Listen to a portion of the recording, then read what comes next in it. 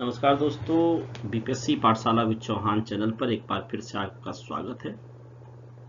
अभी जो बिहार स्पेशल की सीरीज चल रही है जिसमें हम आपको बीपीएससी जो 72वीं का एग्जाम आने वाला है या फिर बीपीएससी या बिहार एसएससी लेवल पे जो भी एग्जाम्स होते हैं बिहार में, उन सब की तैयारी प्री मेंस की एक साथ करवा रहे हैं। तो कुछ सब्जेक्ट्स हमने कंप्लीट कर लिए हैं। जैसे बिहार स्पेशल में बिहार का सामान्य परिचय समाप्त हो चुका है, चैनल पे आपको प्लेलिस्ट मिल जाएगी। उसके बाद बिहार का इतिहास, जिसमें प्राचीन, मध्यकालीन और आधुनिक की बात कर दी है, राष्ट्रीय आंदोलन भी उसमें शामिल है, उसका भी प्लेलिस्ट मिल जाएगा आपको। फिर हमने बिहार की राज्यव्यवस्था समाप्त कर ली और अब हम बिहार की अर्थव्यवस्था पे चर्चा कर रहे हैं। तो बिहार की अर्थव्यवस्था पे चर्चा करते हुए हमने जो दो मोस्ट इंपॉर्टेंट चीज हैं, सर्वेक्षण और बजट, उस पर पहले तैयारी करनी है। तो सर्वेक्षण मैंने आपको पूरा पढ़ा दिया है, आप उसको देखिएगा वीडियो को। और आज का टॉपिक बिहार बजट है और साथ ही 1-2 दिन में मैं पूरा ही कंप्लीट करवा दूंगा आपको जो भी 5-6 और टॉपिक बच जाते हैं ना, परिवहन, आपका कृषि, जो भी टॉपिक अर्थव्यवस्था में बच जाते हैं वो सारे कंप्लीट करा के आपको और समाप्त कर दूंगा अर्थव्यवस्था। और फिर आगे हम बढ़ जाएंगे और बिहार का जो पर्यटन है वो पढ़ लेंगे, बिहार का भूगोल पढ़ लेंगे और स्पेशल पे करंट अफेयर्स पढ़ के इसे समाप्त कर देंगे। तो आइए बिना समय गवाए बीपीएससी पाठशाला विद चौहान पे तैयारी शुरू करते हैं, पढ़ाई शुरू करते हैं। और आज का जो चर्चा का सब्जेक्ट है, कंटेंट है, वो है बिहार का बजट 2026-27। इसके साथ में आपको प्री और मेंस के जो एग्जाम्स के एक्सपेक्टेड क्वेश्चन हैं वो भी करवा दूंगा। तो चलिए आगे बढ़ते हैं। दोस्तों, बिहार बजट जो है 2026-27 की बात कर रहे हैं हम। तो 3 फरवरी 2026 को जो हमारे बिहार के वित्त मंत्री हैं विजेंद्र प्रसाद यादव, उन्होंने 3 फरवरी 2026 को बिहार का बजट विधानसभा में प्रस्तुत किया। जो वित्तीय वर्ष 2026-27 के लिए ये बजट है और जो टोटल बजट का जो आंकड़ा है वो है 3,47,589.76 करोड़, 347,589.76 करोड़। जो बजट है वो, उसका जो रोड मैप है वो है 7 निश्चय 3 जो अभी चल रहा है। और इसमें जो 7 निश्चय 3 में है, उनके जो मुख्य विषय है वो है समावेशी विकास, रोजगार, शिक्षा, महिला सशक्तिकरण, कृषि अवसंरचना तथा आम लोगों के कल्याण। दोस्तों, मैं एक बार बड़ा क्लियर कर दूं कि जो बीपीएससी की तैयारी है या किसी भी पीसीएस की तैयारी है, उसके लिए बजट पढ़ना बहुत जरूरी होता है। अगर आप किसी स्टेट पीसीएस को दे रहे हैं तो कंसर्न स्टेट का सर्वेक्षण और बजट से ही इकोनॉमिक्स में प्रश्न आता है। अब बाकी दाएं बाएं कुछ पढ़ लें, आपको काम नहीं आने वाला प्री में। मेंस में भी अगर बजट संबंधित प्रश्न आते हैं तो भी आपको लिखना होता है, नहीं लिखोगे तो इकोनॉमिक्स में और अलग से क्वेश्चन कहीं से आता नहीं है। तो बजट और सर्वेक्षण पे डेटा ही डेटा होता है, तो बोर नहीं होना है। थोड़ा लंबा भी ये वीडियो जाएगा, लेकिन जो मेरा ध्येय है, मेरा जो टारगेट है वो है कि आपको एक ही जगह पे कंप्लीट स्टडी करवाना प्री मेंस की। तो थोड़ा सा टाइम दीजिएगा, वीडियो देखिएगा और आप देखना जब आप एग्जाम में बैठोगे तो आपको कहीं से भी अलग से पढ़ने की जरूरत नहीं पड़ेगी, सारे प्रश्न आपको यहाँ से मिल जाएंगे, आंसर मिल जाएंगे आपको। तो चलिए आगे बढ़ते हैं। सबसे पहले हम बजट की ना विशेषताओं को समझ जाते हैं कि इस बार का जो बजट रहा 2026-27 में, जिसे जारी किया विजेंद्र प्रसाद यादव ने पेश किया 3 फरवरी 2026 को, तो उसमें की विशेषताएं क्या रही। कुल बजट एक बार फिर से देख लेते हैं, 3,47,589.76 करोड़ का, जो बिहार के इतिहास का सबसे ज्यादा डाटा है, पैसा है। इस बार का बजट सबसे बड़ा बजट माना जाता है।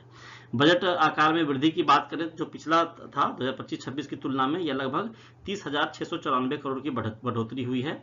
राजस्व एवं प्रतिबद्ध आय व्यय जो है वो है 2,25,434 करोड़, लगभग 65%।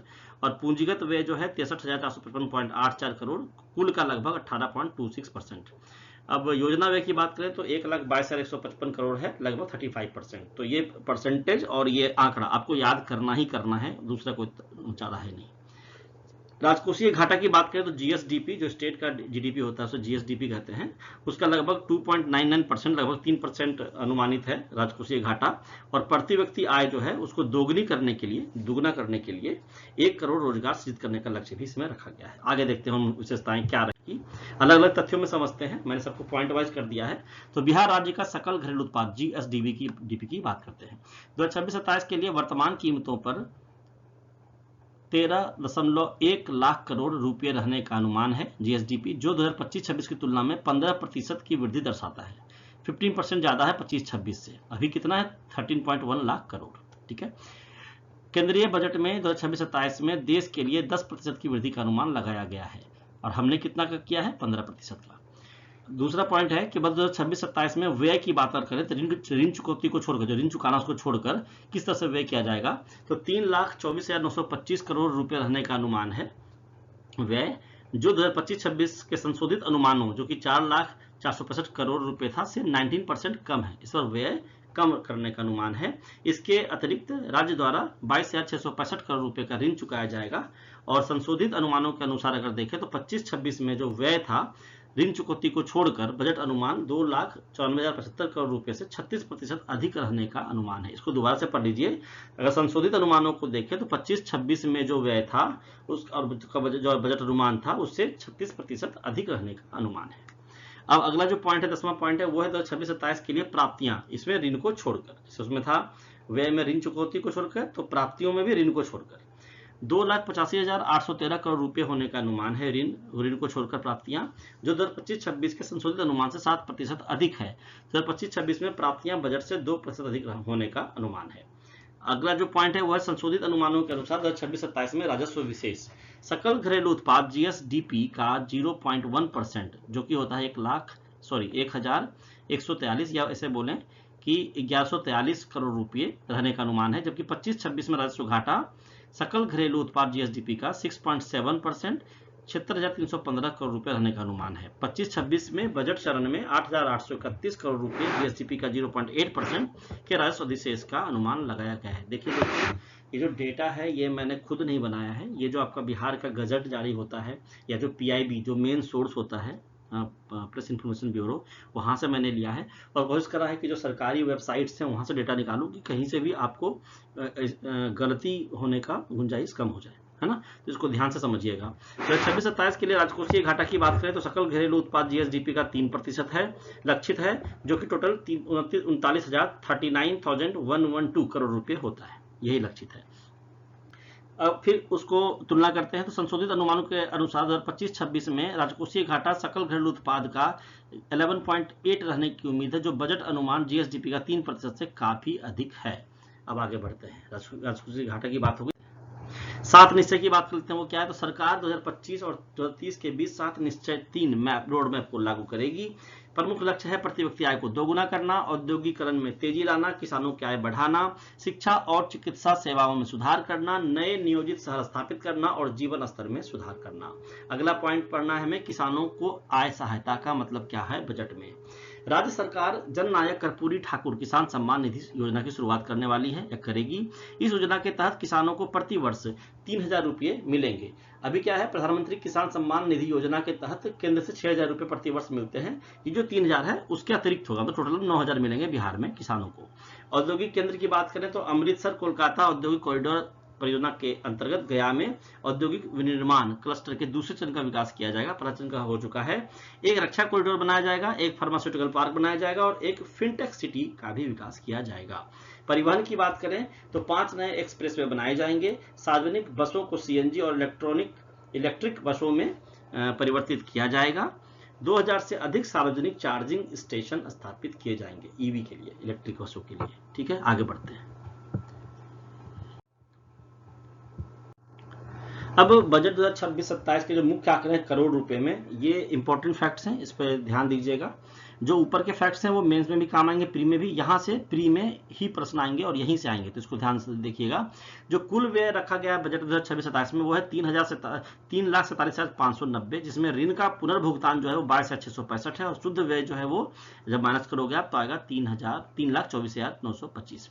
कुल व्यय 3,47,590, जिसमें से ऋण पुनर्भुगतान 22,665 घटाओगे तो शुद्ध व्यय निकल के आ जाएगा 3,24,925। ऐसे समझिए इसको।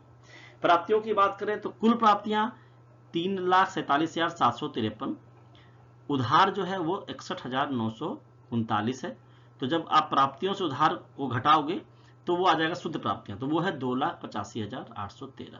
तो राजकोषीय घाटा अगर इन दोनों का अनुपात देखेंगे, शुद्ध व्यय से अगर हम शुद्ध प्राप्तियों को देखेंगे घाटा करके कि प्राप्तियां 2,85,000 हुई हैं और शुद्ध व्यय जो है 3,24,000 करना है, तो फिर राजकोषीय घाटा निकल के आ रहा है सामने, तो वो है 39,112। तो ये आप ध्यान रखिएगा इसको।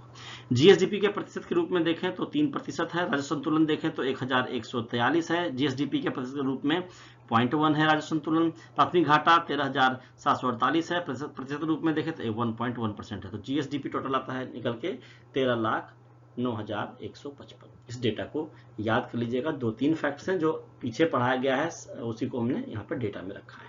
सारे करोड़ रुपए में है, ये ध्यान रखिएगा। अगर मैंने कहा 3,47,590, तो 3,47,590 करोड़ रुपए, ये बोलने का मतलब है। आगे देखते हैं तो 26-27 में व्यय की बात कर लेते हैं। बजट में आय, व्यय, प्राप्तियां सब की बात होती है, तो पहले व्यय की बात करते हैं। तो जो पहला पॉइंट आता है व्यय में, वो आता है मुख्यमंत्री महिला रोजगार योजना का। सितंबर 2025 में ये योजना शुरू हुई थी। उद्देश्य क्या था? महिलाओं को स्वरोजगार और आजीविका के अवसर प्रदान करना। यह बड़ा कंट्रोवर्शियल था, उस समय चुनाव था, उसके जस्ट पहले और चुनाव के बीच में भी ये किया गया था, लेकिन चलिए कुछ भी हो, लोगों को फायदा होना चाहिए, सरकार का यही कर्तव्य है। तो प्रत्येक परिवार से एक महिला को वित्तीय सहायता प्रदान की जा रही है। 1.56 लगभग 1.5 करोड़ महिलाओं को 10,000 रुपए का प्रारंभिक अनुदान दिया जा चुका है। और उद्यम शुरू करने, अगर कोई महिला उद्यम करती है, बिजनेस करती है, तो 2 लाख रुपए तक की वित्तीय सहायता सरकार के द्वारा से प्रदान की जा सकती है। देखिए यहाँ पॉइंट्स पे ध्यान रखिएगा, की जाएगी नहीं है, की जा सकती है। अगर सब कुछ सही रहा, सारे डॉक्यूमेंट सही पाए गए, तो 2 लाख की सहायता मिलेगी बिजनेस करने के लिए किसी भी महिला को। ठीक है। अब राजस्व व्यय की बात करें तो 2026-27 के लिए राजस्व व्यय जो है वो 2,84,134 करोड़ रुपए प्रस्तावित है, जो 24-25 की तुलना में 14% की वार्षिक वृद्धि है। इसमें वेतन है, पेंशन है, ब्याज है, अनुदान है और सब्सिडी पर होने वाला व्यय शामिल है। राजस्व व्यय में ये सब आते हैं, वेतन कैसे देना है कर्मचारियों को, पेंशन कैसे देना है, ब्याज, अनुदान और सब्सिडी, ये सभी आते हैं। तो जो राजस्व व्यय है वो प्रस्तावित है 2,84,134 करोड़ रुपए, ये ध्यान रखिएगा। 2025-26 में राजस्व व्यय का संशोधित अनुमान बजट अनुमान से 36% अधिक है। इसका मुख्य कारण क्या है? तो बिजली पर सब्सिडी दिया गया, सामाजिक सुरक्षा पेंशन दी गई और मुख्यमंत्री महिला रोजगार योजना के तहत तो महिलाओं को नगद, जो 10,000 रुपए की बात करी ना ऊपर, वो हस्तांतरण जैसे मदों के लिए आवंटन में वृद्धि है, इसलिए 36% अधिक है पिछले साल की तुलना में राजस्व व्यय इस साल। अब पूंजीगत व्यय की बात करते हैं। 2026-27 के लिए पूंजीगत व्यय 39,377 करोड़ रुपए प्रस्तावित है, जो 24-25 के वास्तविक आय थी 38,527 करोड़ रुपए के लगभग बराबर है। जो पूंजीगत व्यय है, जो वास्तविक व्यय था, उसके लगभग बराबर हो गया। तो पूंजीगत व्यय से तात्पर्य परिसंपत्तियों के निर्माण पर किए गए खर्च से है। पूंजीगत व्यय क्या मतलब है? कि परिसंपत्तियों के निर्माण पर जो खर्च किया था उसे पूंजीगत व्यय कहते हैं। 2025-26 में पूंजीगत व्यय प्रारंभिक बजट अनुमान से 37% अधिक 15,179 करोड़ रुपए अधिक होने का अनुमान है।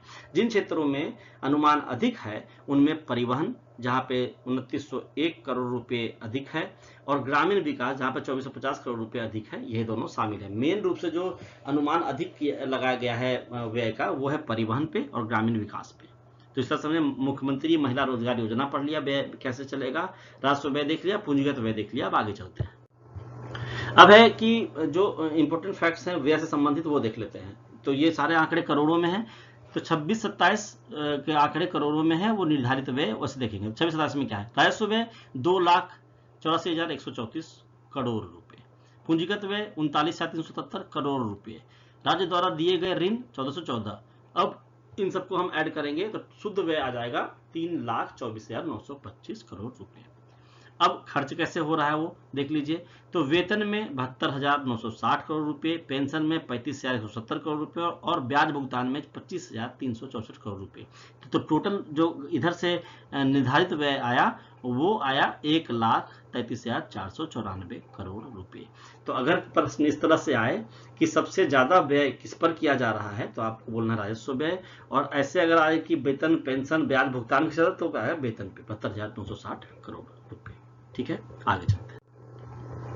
अब दोस्तों जो क्षेत्रवार व्यय होता है उसको हम तोड़ के अलग अलग देखते हैं कि क्या है।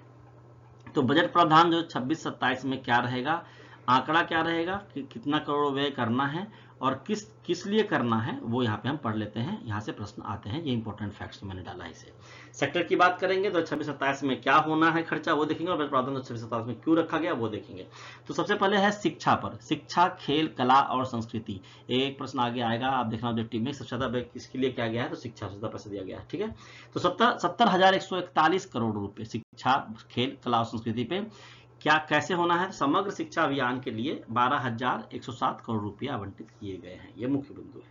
ग्रामीण विकास पे 30,387 करोड़ रुपए। इसमें MGNREGS के लिए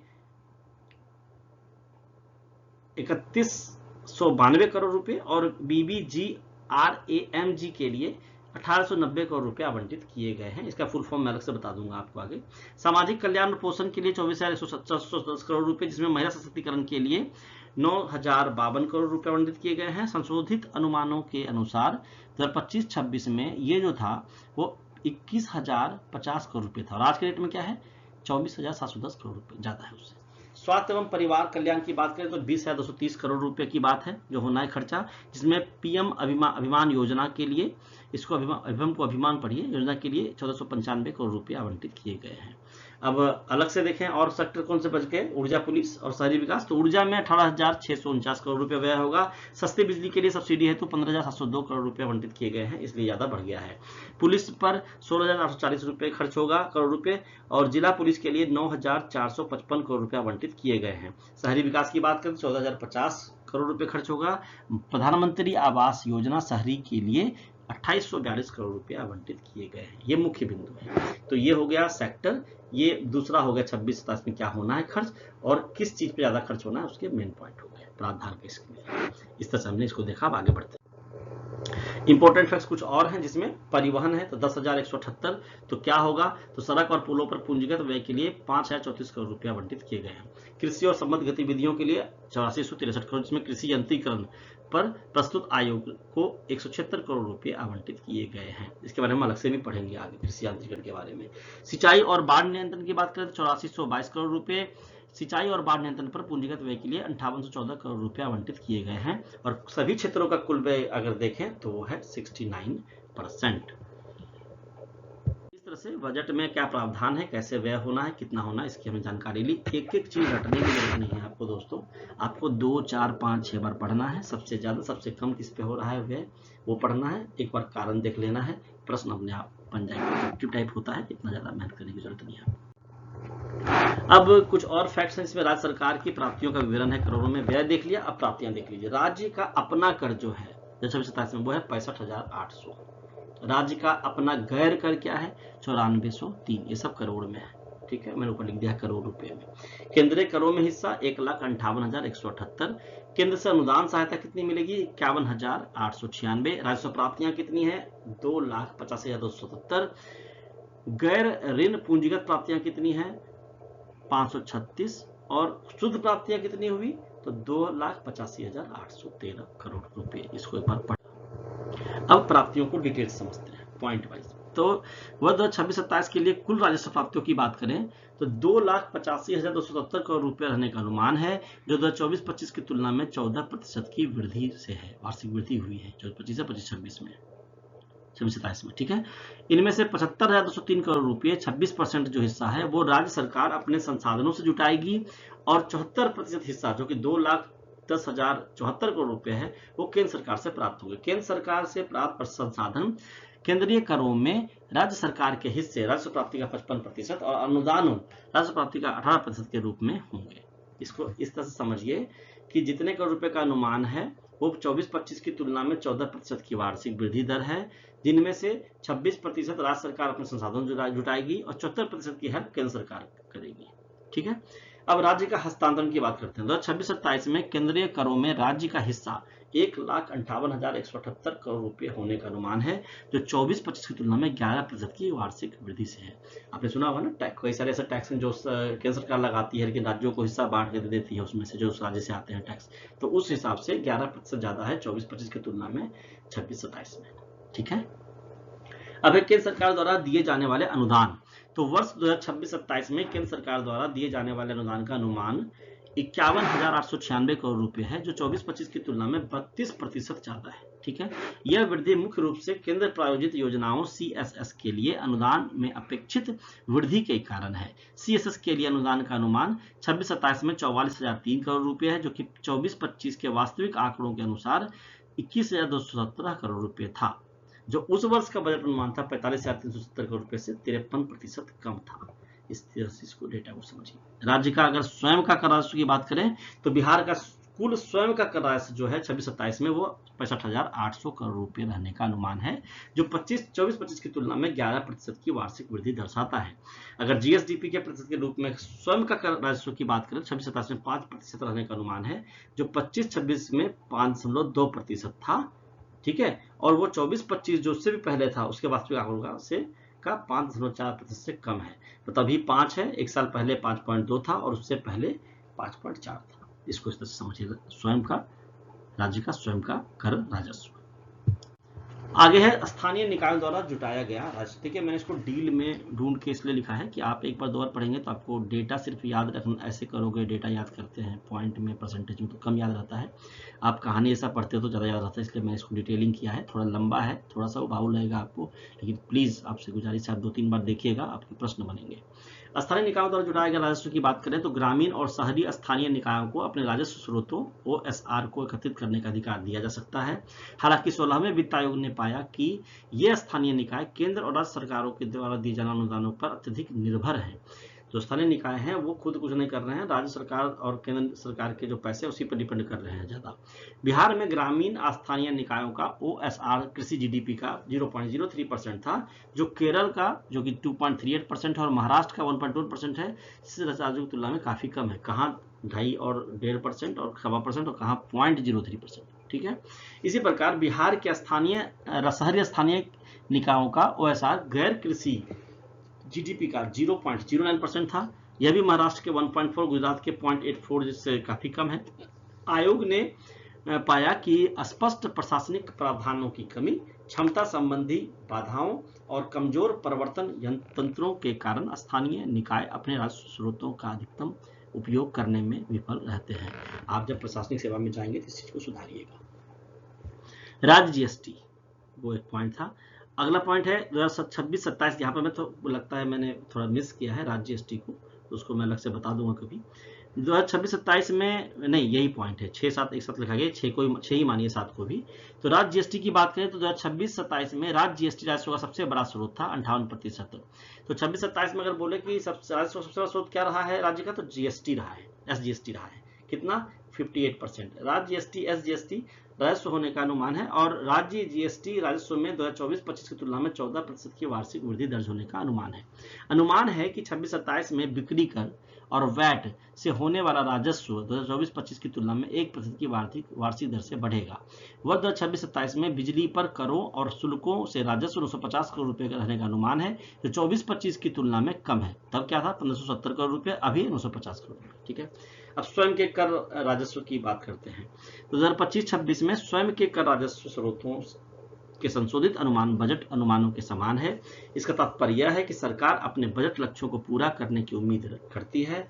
2024-25 में वास्तविक SGST राजस्व बजट अनुमान से 8% कम था। तो जो हमने पिछले डेटा पढ़ा उसी को हमने यहाँ पर पॉइंट वाइज समझने की कोशिश की है। अब एक बार राज्य के जो स्वयं के कर राजस्व है उसको हम डिटेल से पढ़ लेते हैं।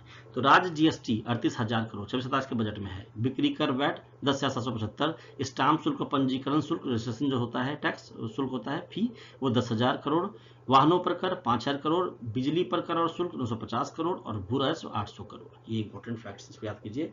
तो राज्य के स्वयं के कर राजस्व के प्रमुख स्रोतों में सबसे ज्यादा जो योगदान है 26-27 के बजट में वो है राज्य GST का। ठीक है, अब है वर्ष 26-27 के लिए घाटा, ऋण और FRBM का लक्ष्य क्या है और आर्थिक विकास में क्षेत्रीय असमानताएं क्या है, इसको हम पॉइंट वाइज समझते हैं। तो 2023-24 में बिहार की प्रति व्यक्ति GDP 68,624 रुपए थी, जो देश के सभी राज्यों में सबसे कम है।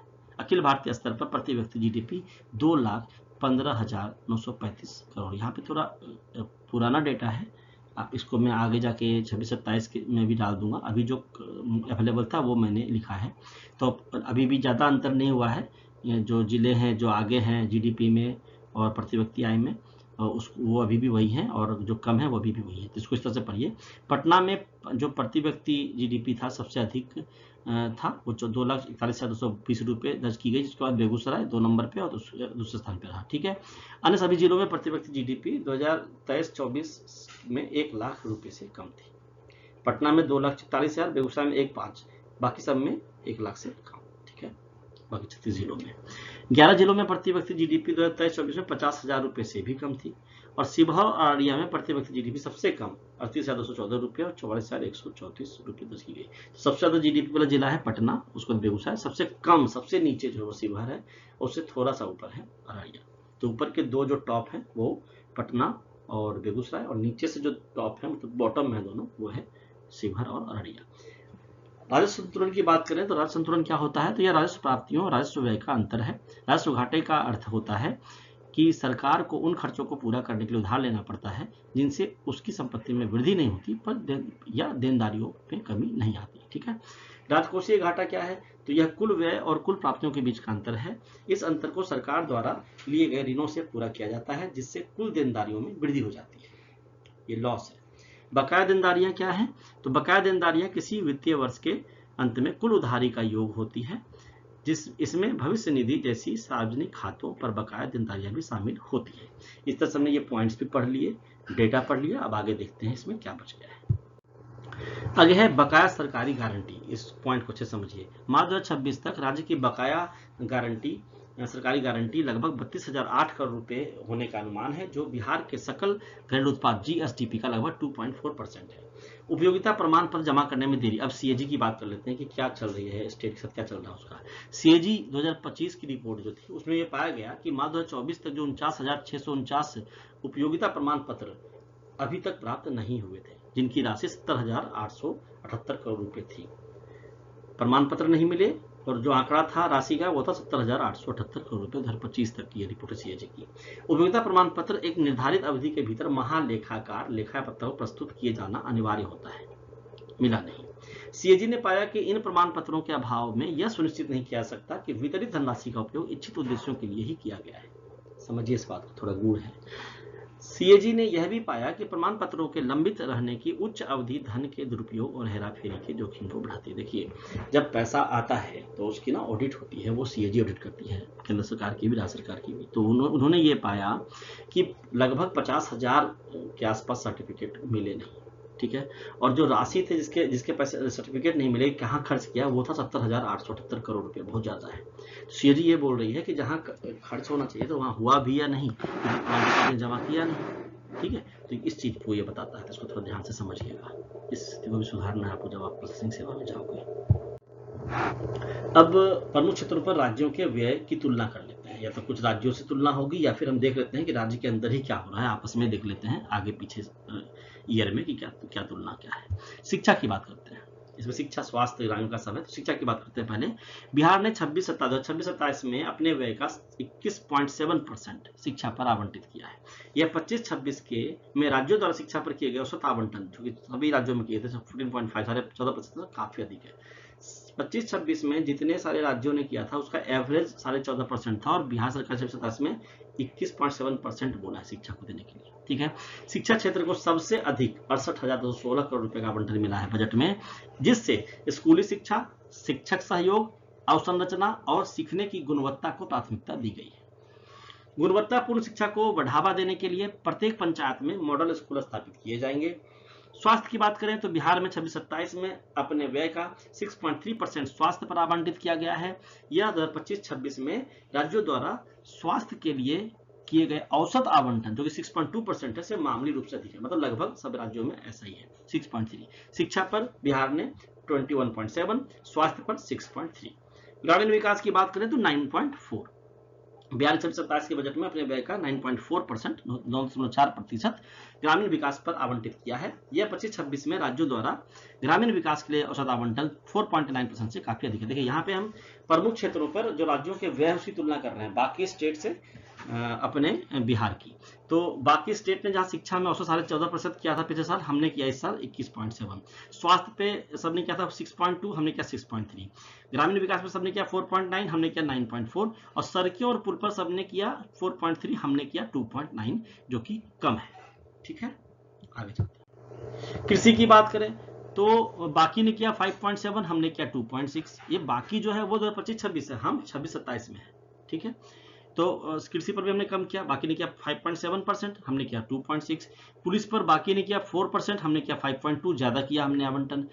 महिला सशक्तिकरण और सामाजिक कल्याण की बात करें तो बजट में स्वयं सहायता समूह, जो सेल्फ हेल्प ग्रुप होते हैं, SHG बोलते हैं उसे, की सहायता और संबंधित कल्याणकारी योजनाओं के माध्यम से 1.56 करोड़ महिलाओं को समर्थन देने पर जोर दिया गया है, मुझे 10,000 रुपये दिया गया है। और सामाजिक कल्याण प्रावधानों में महिला, बच्चों, वृद्धों और कमजोर वर्गों को लाभ पहुंचाने वाली योजनाओं के लिए 7724 करोड़ रुपए शामिल है। जब हम मुख्यमंत्री महिला रोजगार योजना की बात करें तो प्रत्येक पात्र महिला को 2 लाख रुपए तक वित्तीय सहायता, जो बिजनेस के लिए देने वाले हैं, और रोजगार उन्मुख कौशल विकास विकसित करने के लिए हब एंड स्पोक मॉडल पर स्किल डेवलपमेंट केंद्र भी स्थापित किए जाएंगे। कृषि एवं किसान की बात करें तो बेहतर सहायता जननायक कर्पूरी ठाकुर किसान सम्मान निधि जो 3000 दिया जाता था, तो के तहत किसान पात्रों को 9000 प्रतिवर्ष, जो पहले तुलना में 3000 अधिक है। पहले 6000 था, उसमें 3000 जोड़ दिया।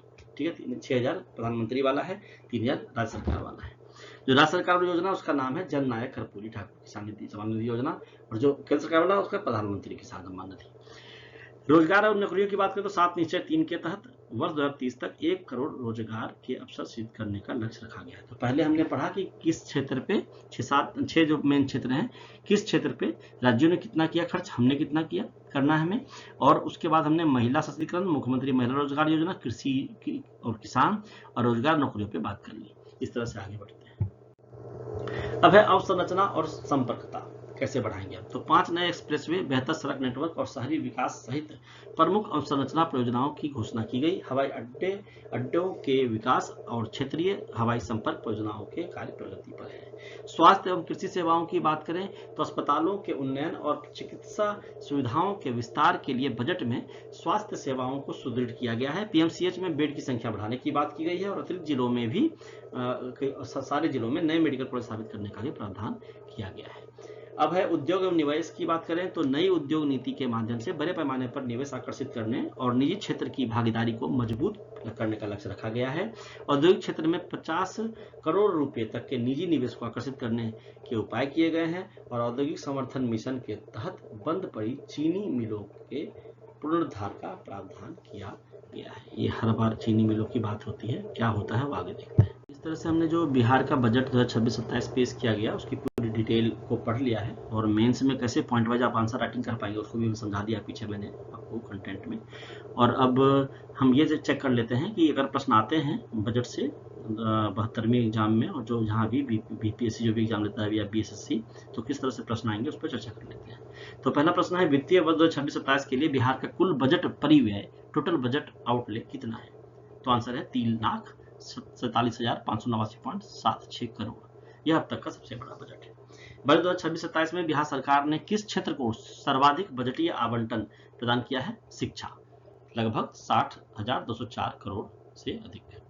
ठीक है, बिहार बजट 2026-27 के अनुसार 2026-27 के लिए राजकोषीय घाटा जीएसडीपी कितना प्रतिशत रहने का अनुमान है। तो अनुमान है 3%, लगभग 39,112 करोड़। चौथा प्रश्न है, वर्ष 2026-27 के बजट में बिहार का सकल राज्य घरेलू उत्पाद जीएसडीपी वर्तमान कीमतों पर कितना होने का अनुमान है।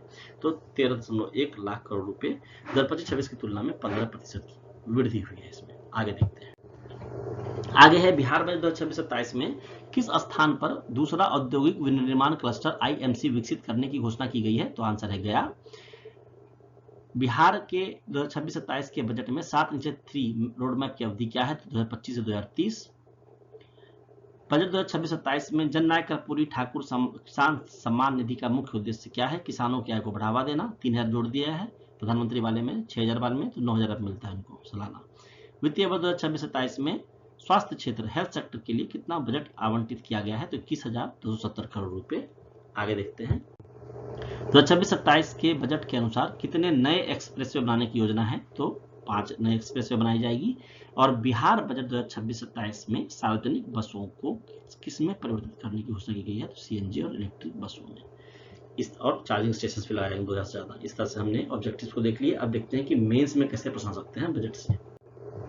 तो मेंस में क्या पूछा जाएगा। तो बिहार बजट 2026-27 की प्रमुख विशेषताओं पर आलोचनात्मक विश्लेषण करें। यह आत्मनिर्भर बिहार के लक्ष्य को प्राप्त करने में कैसे सहायक है। यह सबसे महत्वपूर्ण प्रश्न है जो 7 निश्चय 3 और रोजगार सृजन पर केंद्रित होगा। आपको इसका आंसर कैसे लिखना है मैंने पीछे समझा दिया है।